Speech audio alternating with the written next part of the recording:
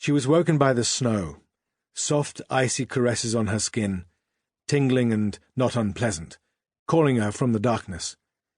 It took a moment for memory to return, and when it did, she found it a fractured thing, fear and confusion reigning amidst a welter of image and sensation. Iltis roaring as he charged, sword bared, the ring of steel a hard fist across her mouth, and the man who burned her. She opened her mouth to scream, but could issue no more than a whimper, her subsequent gasp dragging chilled air into her lungs. It seemed as if she would freeze from the inside out, and she felt it strange she should die from cold after being burned so fiercely.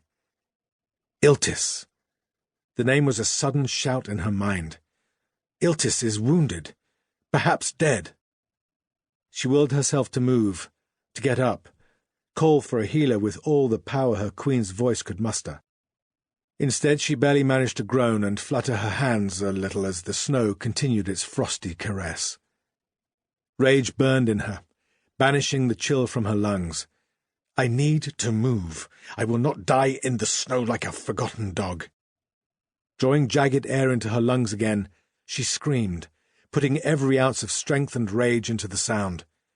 A fierce scream, a queen's scream, but no more than a rattle of air through teeth when it reached her ears, along with something else. "Better be a good reason for this, Sergeant," a hard voice was saying, strong, clipped and precise. A soldier's voice, accompanied by the crunch of boots in snow. "Tower Lord said he was to be minded well, Captain," another voice coloured by an Ilsalian accent, older and not quite so strong. "Treated with respect, he said, like the other folk from the point. And he seems fairly insistent, much as I can gather from a fellow that don't talk above 2 words at a time." "Folk from the point," the captain said in a softer tone, "to whom we have to thank for a snowfall at summer's end." His voice faded, and the crunch of boots became the tumult of running men. "Highness!" Hands on her shoulders, soft but insistent. "Highness, are you hurt? Do you hear me?" Lyrna could only groan, feeling her hands flutter once more. "Captain Adal!" The sergeant's voice choked and broken by fear. "Her face!" "I have eyes, Sergeant. Fetch the Tower Lord to Brother Kellen's tent, and bring me men to carry his lordship. Say nothing of the Queen, you understand me?" More boots on the snow, then she felt something warm and soft cover her from head to foot, her benumbed back and legs tingling as hands lifted her. She fell into darkness, untroubled by the jolting run of the captain as he bore her away. He was there when she awoke the second time, her eyes tracking over a canvas roof to find him sitting beside the cot where they had placed her. Although his eyes were tinged with the same red haze she had seen the day before, his gaze was brighter now, focused, the black eyes seeming to bore into the skin of her face as he leaned forward. "He burned me." She closed her eyes and turned away from him, stilling the sob in her chest, swallowing and composing herself before she turned back, finding him kneeling beside the cot, head lowered. "Highness," he said. She swallowed and tried to speak, expecting only a faint croak to emerge, but surprising herself with a somewhat strident response. "My Lord Al Sorna, I trust the morning finds you well?" His head came up, the expression sharp, the black eyes still fierce. She wanted to tell him it was rude to stare, at a queen no less, but knew it would sound churlish. "Every word must be chosen," her father had said once. "Each word spoken by the one who wears the crown will be remembered, often misremembered. So, my daughter, if ever you find this band of gold weighing upon your brow, never utter a single word that should not be heard from the mouth of a queen." "Quite well, Highness," Vaelin responded, remaining on one knee as she stirred herself.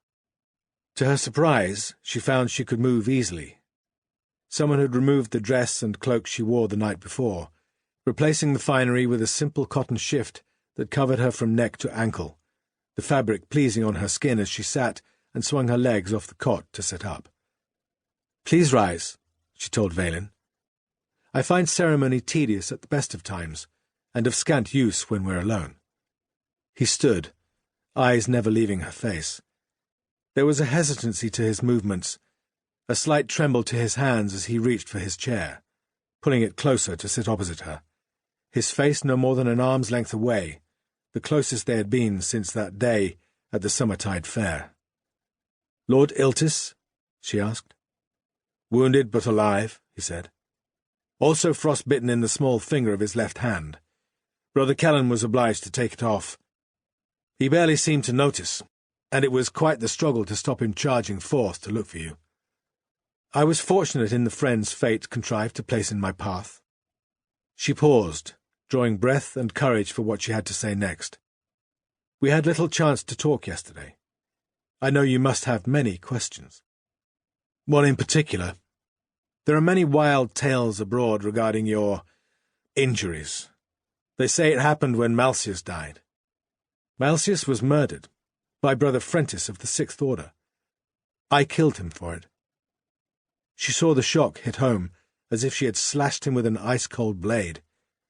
His gaze became distant as he slumped forward, speaking in a whisper. "Want to be a brother. Want to be like you." "There was a woman with him," Lyrna went on. "Like your brother, playing the role of an escaped slave, come all the way across the ocean with a grand tale of adventure. From her reaction when I killed him, I suspect their bond was close. Love can drive us to extremes." He closed his eyes, controlling his grief with a shudder. "Killing him would not have been easy. My time with the Lonak left me skilled in certain areas. I saw him fall. After that—" The fire raked across her skin like the claws of a wildcat, filling her throat with the stench of her own flesh burning. "It seems my memory has some limits after all." Vaelin sat in silence for what seemed an age, lost in thought, his face even more gaunt than before. "It told me he was coming back," he murmured finally. "But not for this."